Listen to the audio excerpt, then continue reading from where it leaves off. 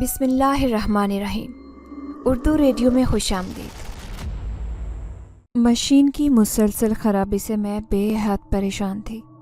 تبھی میں نے فیکٹری کے میکینک کو بلانے کا فیصلہ کیا جو مشین کو آ کر صحیح کر دے۔ میکینک آیا، اس نے مشین دیکھی اور مجھ سے کہنے لگا کہ مشین کا آئل بے حد گندا ہو چکا ہے، تم اسے فوراً تبدیل کرو۔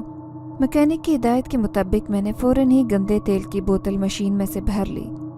اب میں اسے پھینکنے ہی والی تھی کہ اچانک بوتل کو میرا ہاتھ لگا اور وہ میرے سامنے کھڑے ہوئے شخص کے کپڑوں کو داغدار کر گئی۔ میں نے نظر اٹھا کر دیکھا تو خوف سے کانپ کر رہ گئی، کیونکہ وہ فیکٹری کا انچارج تھا اور میری اس حرکت پر مجھے قہر بار نظروں سے گھور رہا تھا۔ میں بری طرح سے شرمندہ تھی، اس لیے فوراً کھڑی ہو کر انچارج سے معذرت کرنے لگی۔ سر، میں نے جان بوجھ کر آپ کے کپڑوں پر آئل نہیں گرایا، غلطی سے ہو گیا ہے۔ لیکن انچارج بنا ایک لفظ کہے واپس چلا گیا۔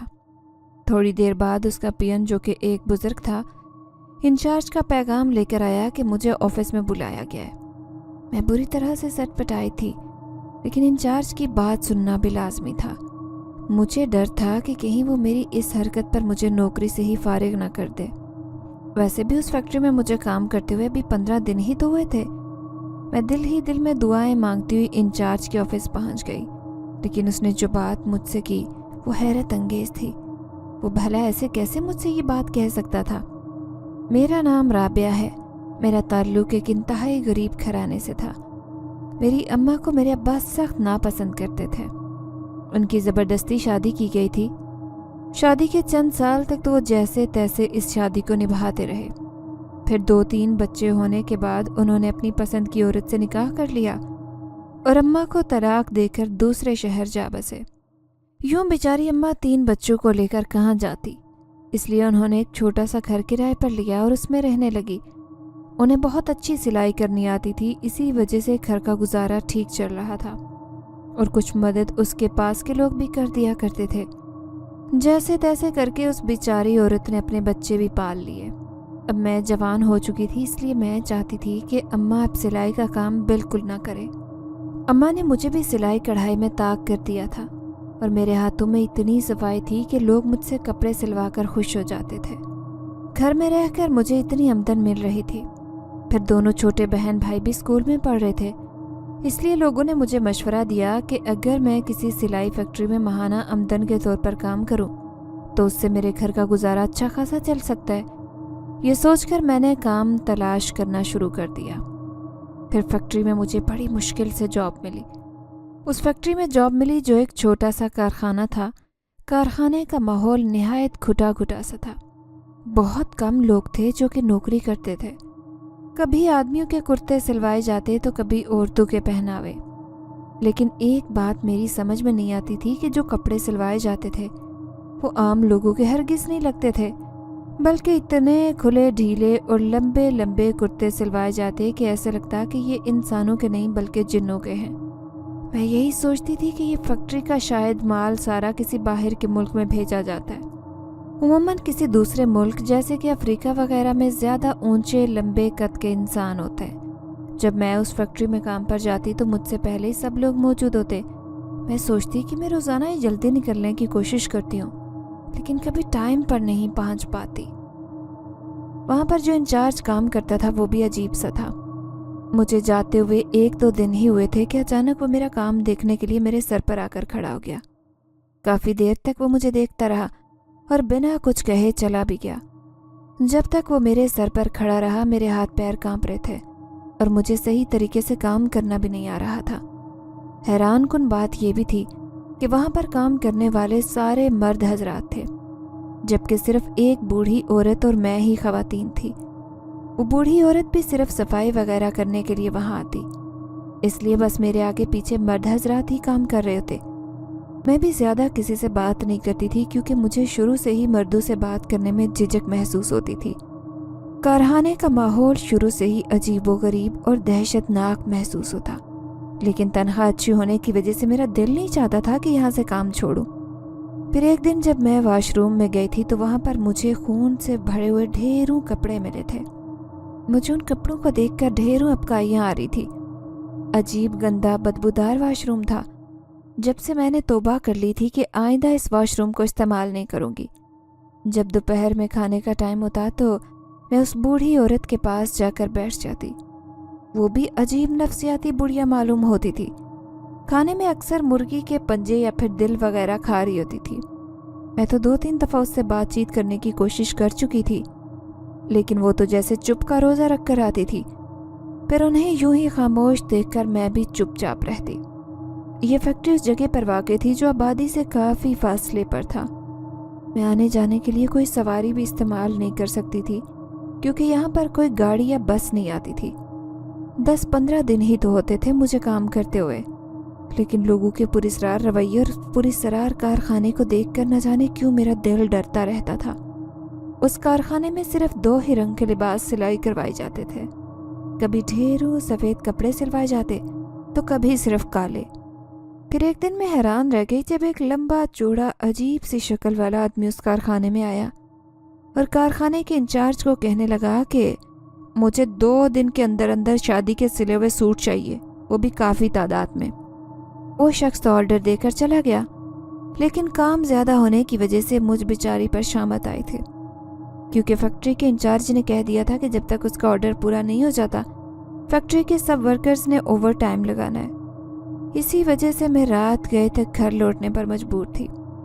मुझे यूँ अकेला रात को जाते हुए भी डर लगता और अम्मा मुझसे कहती कि बस छोड़ दो उस फैक्ट्री से काम, तुम घर पर ही काम करो। मेरी तो नींदें हराम हो जाती है तुम्हारा इंतज़ार करते करते।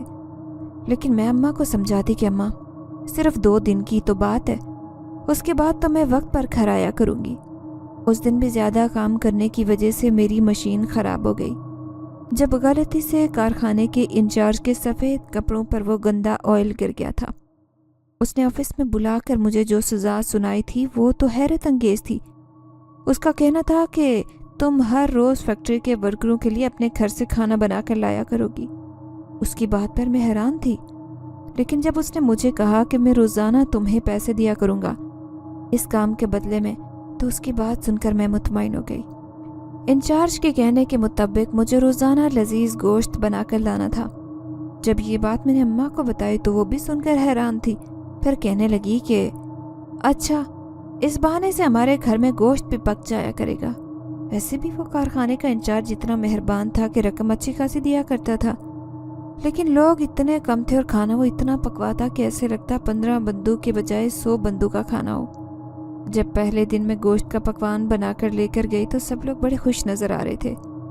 और तो और वो बुढ़िया भी मेरे पास आई और मुझसे कहने लगी कि राबिया बेटी, तुमने तो आज बहुत मज़े करा दिए। मुर्दा गोश्त खा खा कर मानो तो मेरे दांतों में दर्द हो गया था।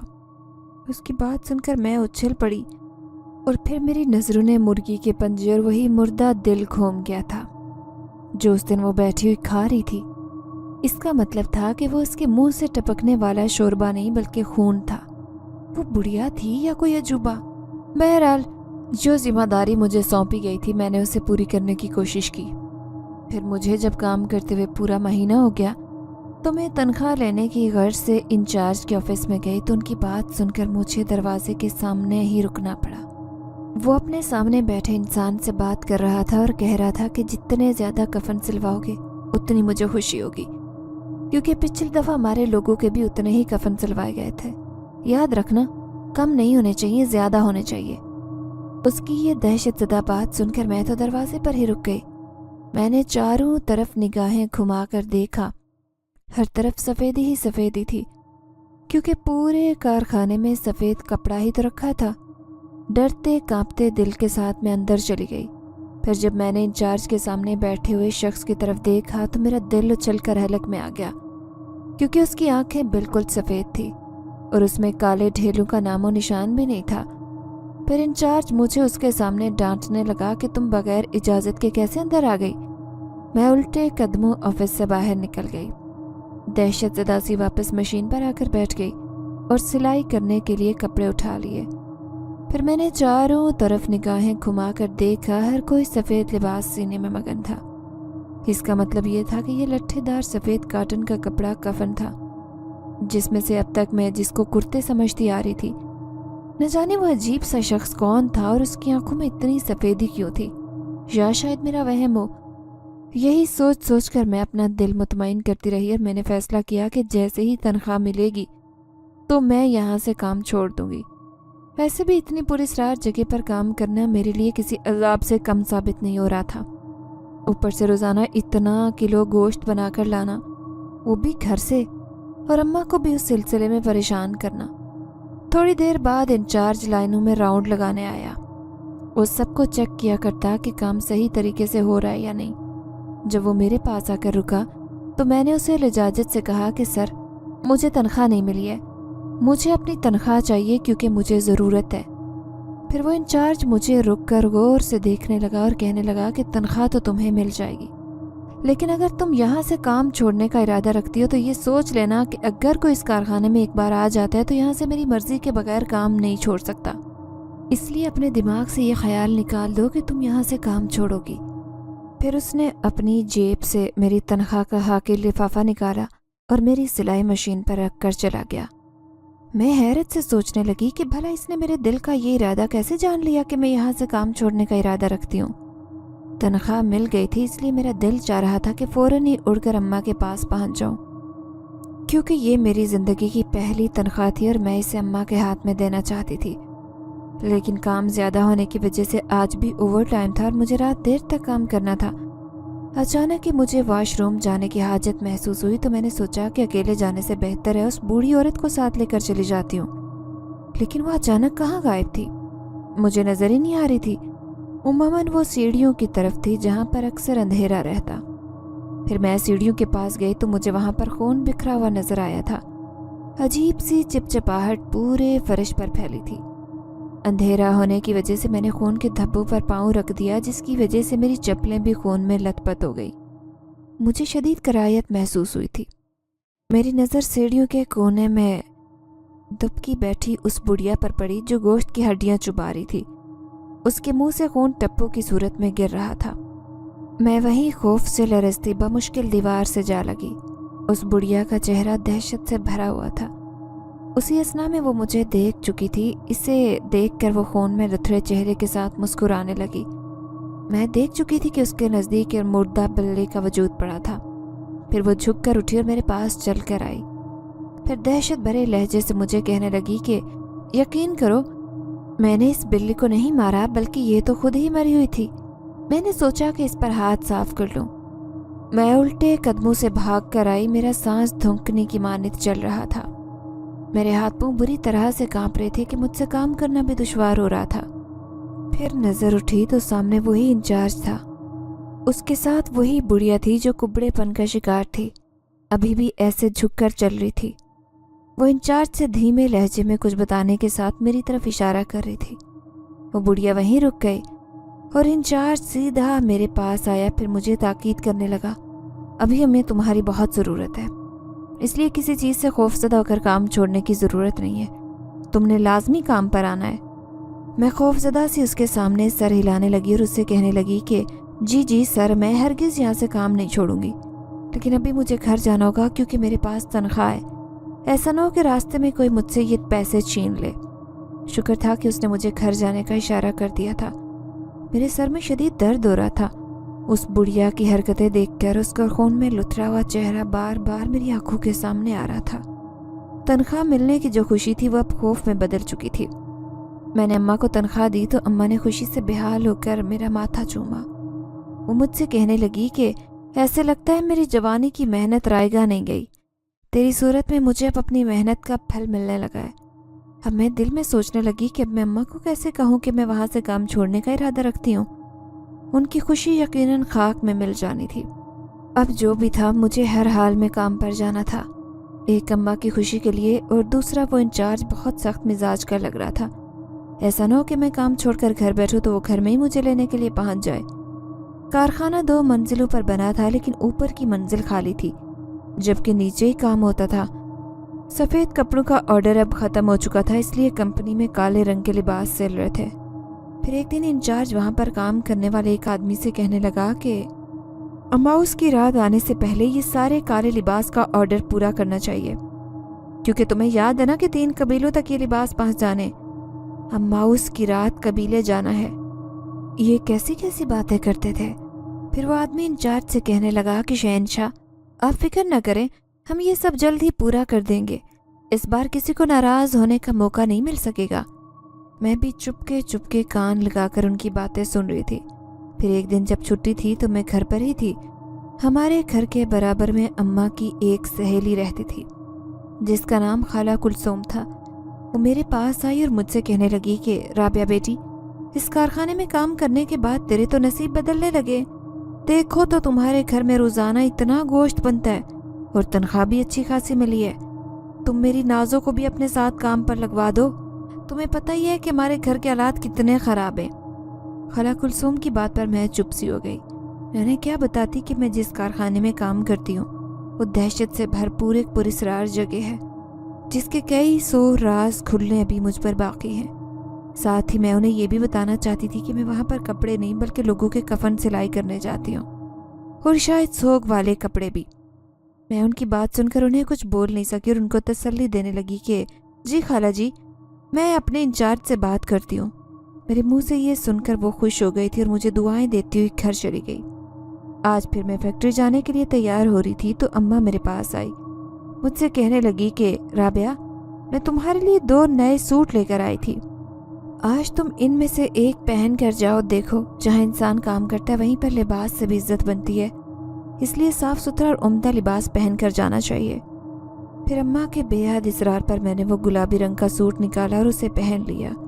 फिर आईने में जब मैंने अपनी सूरत देखी तो हैरान रह गई, क्योंकि रोज़ाना ही मैं वो सीधा सा लिबास फैक्ट्री में पहन जाती थी।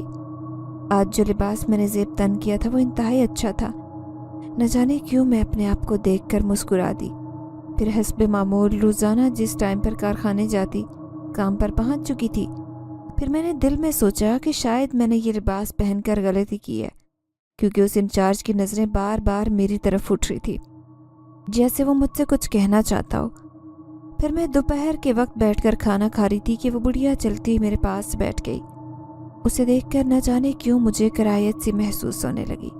फिर वो मुझे कहने लगी कि राबिया बेटी, आज तुम बहुत अच्छी लग रही हो, लेकिन इतना सच संवर कर फैक्ट्री में आओगी तो ऐसा न हो कि हमारे जिन्नात की नज़र तुमसे हट ही ना सके। अगर एक बार वो तुम्हारे पीछे लग गए ना तो याद रखना, जिंदगी भर तुम्हारा पीछा नहीं छोड़ेंगे। उस बुढ़िया की बात सुनकर मैं उछल पड़ी और उसे कहने लगी कि अम्मा, आप ये कैसी बातें कर रही हैं? कौन से जिन्नात? फिर वो जोर जोर से कहके लगाकर हंसी और कहने लगी कि अरे, मैं तो मजाक कर रही थी। उस बुढ़िया की इस बेहुदा मजाक पर मेरा दिल बहुत बुरा हुआ। अजीब सिंह की औरत थी, न जाने उस इंचार्ज ने इसे यहाँ पर क्यों रखा हुआ था। शायद मेरे जैसे कमज़ोर दिल लोगों को खौफजदा करने के लिए। फिर एक दिन इंचार्ज मेरे पास आया और मुझसे कहने लगा कि हम एक मुकाबले में जीते हैं, इस वजह से कल पूरी फैक्ट्री में जश्न मनाया जाएगा। तुमने कल अच्छे से तैयार होकर आना है और खाना लाने की ज़रूरत नहीं है, क्योंकि पूरी फैक्ट्री के वर्करों की दावत है। मैंने उसकी बात सुनकर सर हिला दिया था।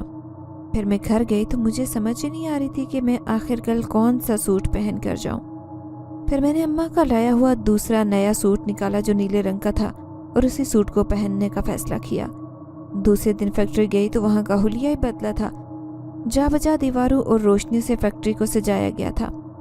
पकवानों की लजीज खुशबू पूरी फैक्ट्री में फैली थी। मैं काम करने के लिए बैठी तो वहाँ मौजूद एक आदमी मेरे पास आया और मुझसे कहने लगा, आज बहुत बड़ा जश्न है, इसलिए कोई भी वर्कर काम नहीं करेगा। मैं भी खुश हो गई कि चलो आज के दिन आराम करने को तो मिलेगा। आज फैक्ट्री में न जाने कौन से अजनबी चेहरे आए हुए थे, जिनमें ख़वातीन भी थी और मर्द भी। उनके खूबसूरत पहनावों के सामने मेरा लिबास इंतहाई आम लग रहा था। फिर एक खूबसूरत जवान लड़की मेरे पास आई और मुझसे कहने लगी, अच्छा तो तुम हो राबिया जो फरजाद की महबूबा बनने की कोशिश कर रही हो। मैं हैरान होकर उसकी बात सुनने लगी कि वो किस बारे में बात कर रही थी और फरजाद नाम का तो कोई शख्स यहाँ पर नहीं था। वो न जाने मुझसे क्यों इतनी जेलस हो रही थी, हालांकि मुझ में ऐसी कोई ख़ास बात नहीं थी कि लड़कियां मुझे देखकर जेलस हों। फिर फैक्ट्री का इंचार्ज मेरे पास आया और मुझसे कहने लगा, आज तुम बहुत अच्छी लग रही हो। उसके तारीफ़ करने का अंदाज इंतहाई सादा था, जैसे वो खुलूस दिल से ये बात कह रहा हो। तभी मेरी नज़र उस नौजवान लड़की की तरफ उठी जो मुझे बड़ी नफ़रत से देख रही थी। उसकी नफ़रत की वजह मुझे ताहाल समझ नहीं आई, थोड़ी देर बाद ही खाना खुल गया। खाना वाकई लजीज था, शायद मैंने पूरी ज़िंदगी में ऐसा खाना ना खाया हो। मैं सोचने लगी कि फैक्ट्री का इंचार्ज मेहरबानी कर दे और मुझे ये खाना घर ले जाने की इजाज़त दे दे, ताकि मैं अम्मा और छोटे बहन भाइयों के लिए भी सब लजीज खाना लेकर चली जाऊं, क्योंकि अम्मा के बगैर मैं अपने अलग से नवाला तक नहीं उतारती। मैं भी वहीं खड़ी थी कि अचानक वो लड़की मेरे पास आई और मुझसे कहने लगी कि फरजाद ने तुम्हें ऊपरी मंजिल पर बुलाया है। मैं हैरान होकर उससे कहने लगी कि कौन फरजाद? मेरी बात सुनकर वो हंसी और मुझसे कहने लगी कि 1 महीने से यहाँ पर काम कर रही हो, लेकिन उस फैक्ट्री के इंचार्ज का नाम तक नहीं पता तुम्हें। इतनी अनजान मत बनो, जाओ दूसरी मंजिल पर, तुम्हारा इंचार्ज तुम्हें बुला रहा है। फिर ये बात सुनकर मैं दूसरी मंजिल पर जाने वाली सीढ़ियाँ चढ़ने लगी, फिर ठटक कर रुक गई, क्योंकि मुझे अच्छी तरह से याद था कि उसका दूसरी मंजिल पर किसी का आना जाना हरगिज नहीं था। लेकिन आज उसका दरवाज़ा खुला पड़ा था। मैंने सोचा कि शायद सर कोई काम देना चाहते हैं। यही सोचकर मैं दूसरी मंजिल पर आ गई। चारों तरफ वीरानी और काट कबार पड़ा था। फिर मेरी नज़र वहाँ पर बने हुए कमरों की तरफ उठी। मैं सोचने लगी कि फरजाद सर तो कहीं नज़र नहीं आ रहे, फिर उन्होंने मुझे यहाँ कैसे बुला लिया। फिर जैसे ही मैंने कमरे का दरवाज़ा खोला तो मेरे अलग से ज़ोरदार चीख निकली। वहाँ पर तो खून में लथड़े इंसानी वजूद पड़े थे, लेकिन उनके जिस्म पर कफन मौजूद था। उनका आधा जिस्म कफन के अंदर था, तो बाहर वाला शदीद जख्मी हालत में मुर्दा पड़ा था। मैं चीख मार कर नीचे आई और सीढ़ियों से गुजरते मेरा पाँव जोर से फिसला और मैं नीचे फर्श पर जाकर बेहोश हो गई थी। जब मुझे होश आया तो मैं एक घर में मौजूद थी जो मेरा हरगिज नहीं था। वो छोटा सा साफ सुथरा कमरा था जिसके अंदर अगरबत्ती की धीमी सी खुशबू आ रही थी। फिर जैसे ही मैं उठी, दरवाजे से एक सफ़ेद लिबास पहने शख्स अंदर आए। वो मुझसे कहने लगे कि बेटा, मैंने तुम्हें इस वीरान फैक्ट्री के बाहर बेहोश पड़े देखा। वो कारखाना तो कई सालों से बंद पड़ा है, तो तुम वहाँ क्या लेने गई थी? वो बुजुर्ग ना जाने क्या कह रहे थे, लेकिन मेरे सर में शदीद दर्द था। मुझे उनकी कोई बात समझ में नहीं आई। फिर वो मुझसे कहने लगे कि अपने घर का पता बताओ ताकि मैं तुम्हें बाहिफाजत तुम्हारे घर छोड़ाऊँ। मैंने जहन पर जोर डालते हुए अपना गली मोहल्ला याद करने की कोशिश की, लेकिन मेरा जहन किसी तारीख सफ़े की मानित खाली था। देर तक मैं यूं ही बिस्तर पर पड़ी रही। फिर आहिस्ता आहिस्ता मुझे सब याद आने लगा। मैं जल्दी से उठ बैठी। फैक्ट्री का खौफनाक मंजर मेरी आंखों के सामने घूम रहा था। फिर मैं उस बुजुर्ग से कहने लगी कि बाबा जी, मुझे अपने घर जाना है। मेरी माँ वो शदीद परेशान होकर मेरा इंतज़ार कर रही होगी। मैंने पाँव में उल्टी सीधी चप्पलें पहनी और फौरन उनके घर से निकल आई। ये इलाका मेरे लिए हरगिज़ नया नहीं था। थोड़ी देर बाद मैं घर पहुंची। मुझे ऐसे लग रहा था कि बहुत ज़्यादा रात हो गई थी। जैसे ही मैं घर गई तो अम्मा परेशानी से रो रही थी। करीब ही परेशान सूरत लिए मेरे छोटे बहन भाई भी बैठे थे। जब उन्होंने मुझे देखा तो वो एकदम से खिल उठी। फौरन ही मुझे अपने गले से लगा लिया। बेटा, तू कहाँ रह गई थी? इस फैक्ट्री का तो मुझे पता ही नहीं था कि वो किस जगह पर है, वरना मैं तुझे लेने वहाँ पहुँच जाती। फिर मैं अम्मा की गोद में सर रख के लेट गई। खौफ के मारे मुझे नींद भी नहीं आ रही थी। अब मैंने पक्का इरादा कर लिया कि कुछ भी हो मैं उस फैक्ट्री में दोबारा हरगिज़ नहीं जाऊंगी। भले ही मुझे वो ज़्यादा तनख्वाह दे रहे हैं, लेकिन ऐसी जगह पर काम करने का कोई फ़ायदा नहीं जहाँ मुझे शदीद ज़हनी अजियत और खौफ का सामना करना पड़े। दूसरी सुबह मैंने फैक्ट्री से छुट्टी कर ली। अम्मा को यह हरगिज़ नहीं पता था कि मैं वहाँ से काम छोड़ चुकी हूँ, बल्कि वो यही समझ रही थी कि शायद मैंने सिर्फ आज की छुट्टी की है, वो भी अपनी तबीयत की ख़राबी की बिना पर। जब मैं दूसरे दिन भी फैक्ट्री न गई तो अम्मा मुझे आकर कहने लगी कि राबिया, क्या हो गया तुम्हें, काम पर नहीं जा रही क्या? फिर मैं अम्मा से कहने लगी कि अम्मा, फैक्ट्री में काम बहुत ज़्यादा है और मेरी तबीयत ख़राब होने लगी है, इसलिए मैं दूसरी जगह पर काम ढूंढूंगी। अम्मा मेरी बात सुनकर खामोश हो गई थी।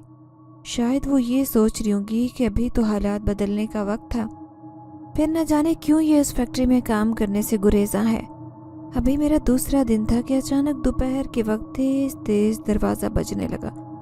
फिर दरवाज़ा खोलने के बाद अम्मा हाँफती कांपती आई और मुझसे कहने लगी कि बेटा, एक लंबा चौड़ा इंसान खड़ा है, वो तेरा पूछ रहा है, कह रहा है कि राबिया फैक्ट्री क्यों नहीं आ रही, हमारा इंचार्ज बहुत गुस्सा कर रहा है, बताओ उसे क्या जवाब दूँ। मैं समझ गई कि इंचार्ज ने मुझे खाली धमकी नहीं दी थी, बल्कि उसने सच कहा था कि मैं उसकी इजाज़त के बगैर फैक्ट्री से काम नहीं छोड़ सकती। तभी मैंने बेदिली से अम्मा को कह दिया कि उसे कह दो मैं कल से आऊँगी काम पर। अम्मा भी मेरे उस फैसले पर खुश थी, फिर मैंने सिर्फ उनकी खातिर दोबारा उस दहशत ज़दा फैक्ट्री में जाने का फ़ैसला कर लिया। दूसरे दिन फैक्ट्री गई तो मेरी हालत बीमारों जैसी हो रही थी, इसलिए चुपचाप काम करने लगी। फिर उस फैक्ट्री में काम करने वाला बुज़ुर्ग मेरे पास आया और मुझसे कहने लगा कि इंचार्ज साहब ने तुम्हें अपने ऑफिस में बुलाया है। जब मैं उनके ऑफिस में गई तो वो कहने लगे कि मुझे मालूम है तुम्हारी परेशानी की वजह क्या है। तुम यकीनन उस लड़की की बातों पर परेशान होगी, इसलिए फ़िक्र ना करो, अब तुम्हें ये परेशानी दोबारा नहीं उठानी पड़ेगी। मैंने यूं ही बेदिली में सर हिलाया और दोबारा मशीन पर आकर बैठ गई और काम करने लगी। पूरा दिन ऐसे ही गुजर गया। मुझे हैरत इस बात पर हो रही थी कि वो नफसियाती बुढ़िया मुझे उस फैक्ट्री में नज़र नहीं आई। जब 3-4 दिन तक मुझे वो बुढ़िया दिखाई नहीं दी तो मैं इंचार्ज से कहने लगी कि वो बुजुर्ग खातून कहाँ है जो यहाँ काम करती थी।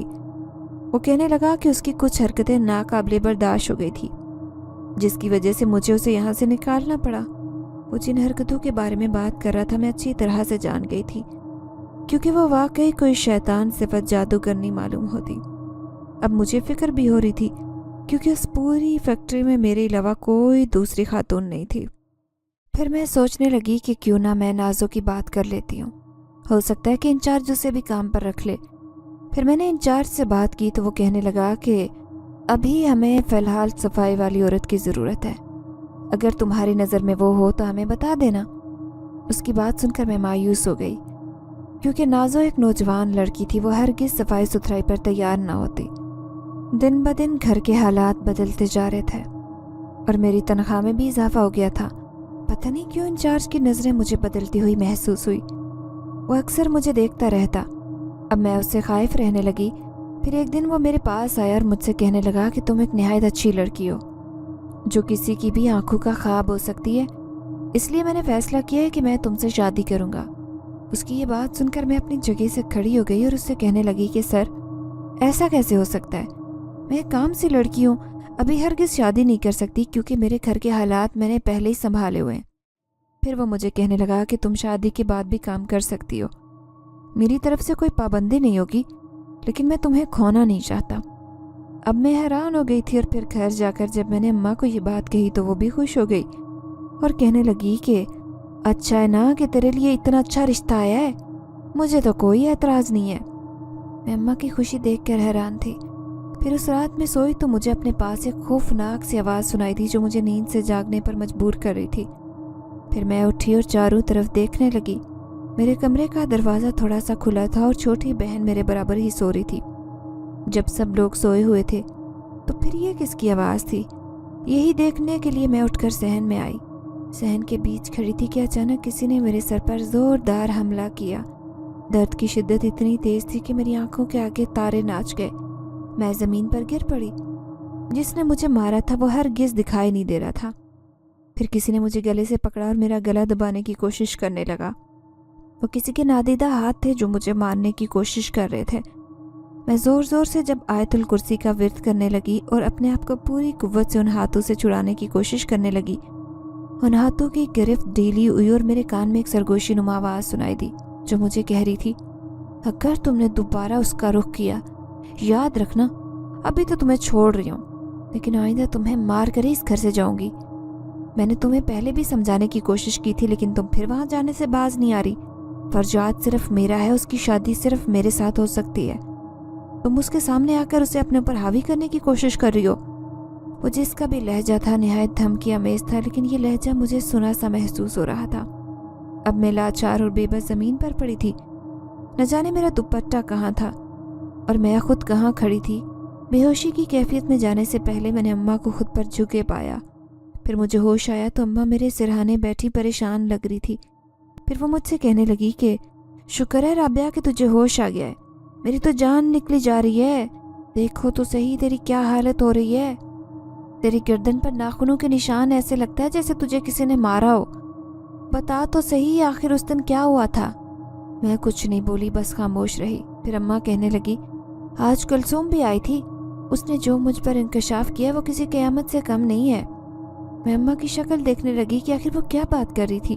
फिर अम्मा कहने लगी कि कल नाज़ो और उसकी माँ तेरी फैक्ट्री गई थी, जो पता तूने उन्हें दिया था वो आकर कहने लगी कि न जाने तेरी बेटी किस फैक्ट्री में जाती है, जो पता उसने हमें दिया है वो तो किसी बरसों पुरानी उजड़ी हुई फैक्ट्री का है। आखिर उससे पूछ तो सही कि उस फैक्ट्री में क्या लेने जाती है और कौन काम करवाता है उससे उस वीरान फैक्ट्री में। अम्मा की बात पर मैं चौंक कर उठी, क्योंकि ये बात मैं दूसरी बार सुन रही थी। एक बार उस बुजुर्ग बाबा के मुंह से और दूसरी दफ़ा खाला कुलसूम के बताने पर। फिर अचानक से मैं चारपाई से उठी और चप्पल पहनते हुए चादर लेकर उसी फैक्ट्री की तरफ जाने लगी। अम्मा परेशानी से मुझे आवाज़ें देती रह गई, लेकिन मैंने एक नहीं सुनी और फैक्ट्री के सामने जा खड़ी हुई। ज़मीन आसमान मेरी आंखों के सामने घूम गया, क्योंकि वो एक वीरान और उजड़ा हुआ खंडर था, न कि कोई कपड़ों का कारखाना। ये सब कुछ क्यों हुआ था मेरे साथ, और किसने यहाँ मुझसे काम करवाया था? इससे पहले कि खौफ की शिद्दत से मेरा दिल फट जाता, मैं तेज़ कदम उसी बाबा की तरफ उठा रही थी जिसने मुझे सबसे पहले इस बात से आगाह किया था कि वो फैक्ट्री बरसों पहले तबाह हो गई थी। जैसे मैं उनके घर दाखिल हुई, वो नमाज अदा कर रहे थे। उन्होंने दुआ मांग कर मेरी तरफ देखा और मुस्कुराए थे। फिर दुआ मुकम्मल करके मेरे पास आई और कहने लगे, बेटा, मैं जानता था कि तुम एक बार फिर ज़रूर मेरे पास आओगी। तुम्हारी आंखों और चेहरे से मैं पहचान गया था कि तुम किसी आसेब ज़दा जगह पर जाती और उन्हीं के ज़ेरे असर हो। 5 दफ़ा हमारी आंखों देखा एक दिखावा और झूठा मंजर होता है, लेकिन जब उसकी धुंध आंखों के आगे से हटती है तो सच्चाई का भयानक इंकशाफ दिल पर बहुत गरां गुजरता है। उस बुजुर्ग बाबा से मैं कहने लगी कि बाबा जी, मुझे फैक्ट्री के बारे में मुकम्मल जानकारी चाहिए। आखिर कौन थे जिनको फैक्ट्री में मेरे काम की ज़रूरत थी और मुझसे इतने दिन तक काम करवाते रहे? भला मेरी ज़ात से उनका क्या ताल्लुक़ था? फिर बाबा जी मुझे बताने लगे कि ये 20 साल पुरानी फैक्ट्री थी। यहाँ पर बड़ी तादाद में लोग काम करते। उसके ऊपर वाले हिस्से में इंसान आबाद थे तो नीचे वाले में जिन्नात का बसेरा था। लोग इस बात को अच्छे से जानते थे कि यहाँ जिन्नात भी रहते, लेकिन कभी किसी को उनसे खौफ महसूस नहीं हुआ। अक्सर नाइट शिफ्ट में काम करने वालों को वो दिखाई दिया करते और बाकायदा मशीनें चलने की आवाज़ें भी आया करती। कभी फैक्ट्री की बत्तियाँ जलती बुझती दिखाई देती।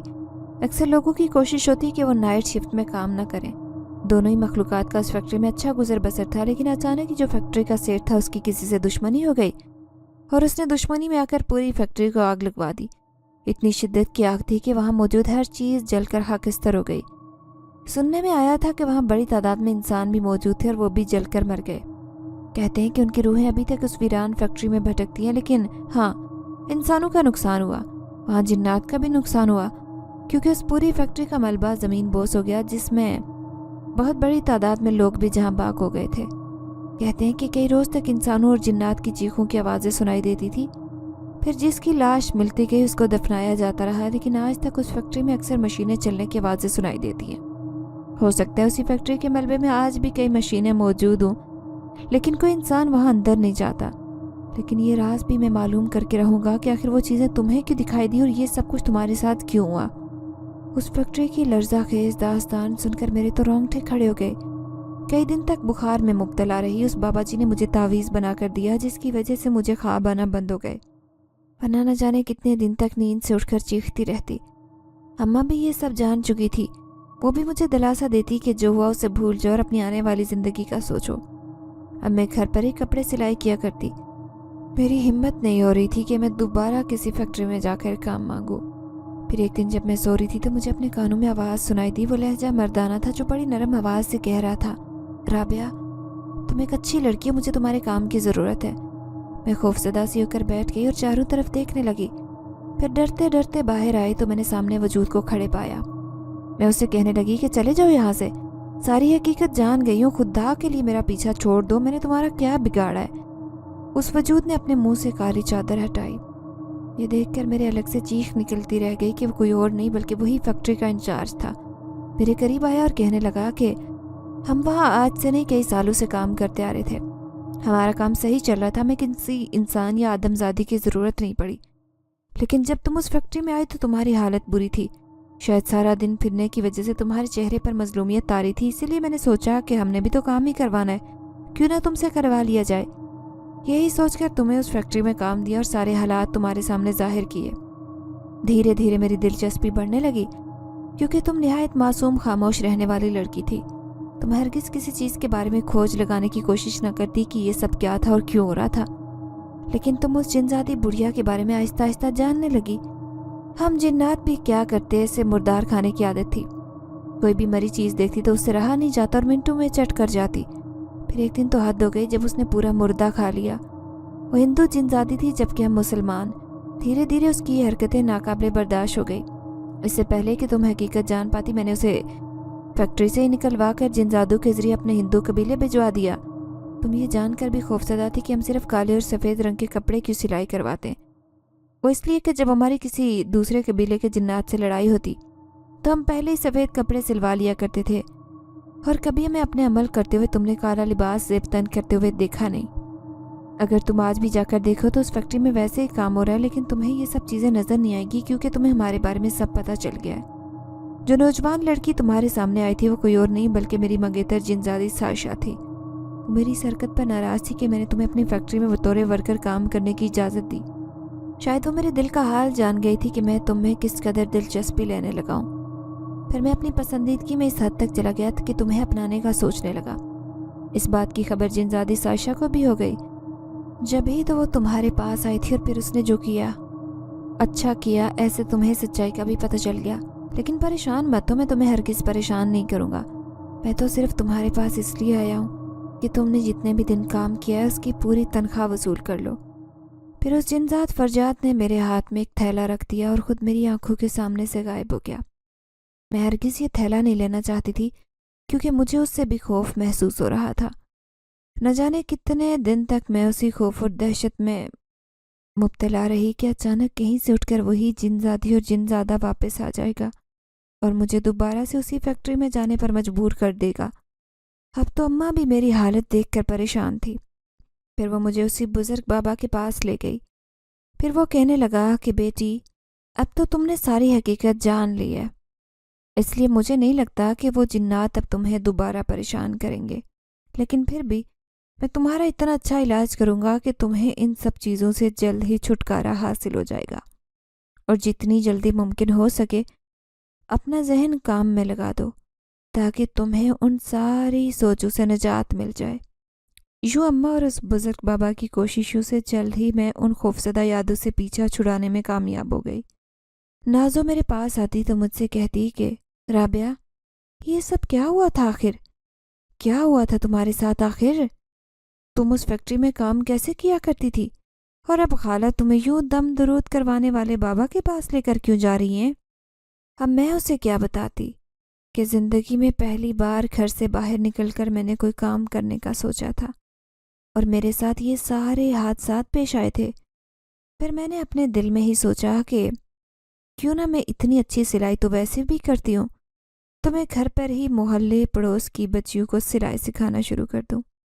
اس سے اچھی خاصی آمدن بھی ہو جائے گی اور لڑکیوں کو ہنرمند بنانے میں بھی میں کامیاب ہو جاؤں گی۔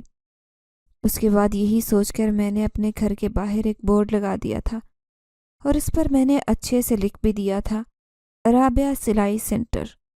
پھر یہ میری کوشش کافی حد تک کامیاب ہو گئی تھی اور میں نے کافی تعداد میں اپنے علاقے کی بچیوں کو جمع کر کے انہیں اپنی طرح ماہر دردن بنانا شروع کر دیا۔ ایک دن اماں گھر کی صفائی کر رہی تھی تو انہیں پرانے برتنوں میں رکھا ہوا وہی لفافہ ملا جو بطور تنخواہ مجھے اس جنزاد نے دیا تھا۔ اماں نے وہ لفافہ مجھے تھمایا اور کہنے لگی کہ یہ تیری محنت کی کمائی ہے، تو نے وہاں پر محنت تو کی تھی نا، نہ کہ وہاں پر جا کر تو نے کوئی ہڈ حرامی سے پیسے کمائے۔ اب تو یہ سارے پیسے میں تیرے جہیز کے لیے سنبھال کر رکھوں گی تاکہ مجھے تیری شادی کرنے میں کسی قسم کی کوئی پریشانی یا دقت کا سامنا نہ ہو۔ اماں کے منہ سے یہ بات سن کر نہ جانے کیوں میں مسکرا دی تھی۔ اگر آپ کو ہماری یہ کہانی پسند آئی ہے تو لائک کیجیے، شیئر کیجیے، اور اگر ابھی تک آپ نے ہمارا چینل سبسکرائب نہیں کیا تو اردو ریڈیو کو لازمی سبسکرائب کیجیے۔ ملتے ہیں اگلی ویڈیو میں۔ اللہ حافظ۔